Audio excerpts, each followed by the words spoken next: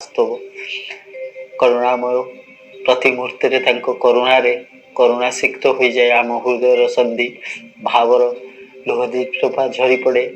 ଗ୍ରହଣ କରନ୍ତି ସିଏ ସଜ ତୁଳସୀର କାକର ବିନ୍ଦୁର ସ୍ପର୍ଶରେ ଯେମିତି ରୋମାଞ୍ଚିତ ହୋଇଯାଆନ୍ତି ମୋ ମହାପ୍ରଭୁ, ସେମିତି ଆମ ପ୍ରତିଟି ଭାବର ଲୁହର ପ୍ରତିଟି ଟୋପାରେ ସେ ବି ଆହ୍ଲାଦିତ ହୋଇଯାଆନ୍ତି। କେତେ କୃପାମୟ କହିଲେ ସିଏ, ଇତି କୃପାମୟ। କରୁଣା କରନ୍ତି, କୃପା କରନ୍ତି।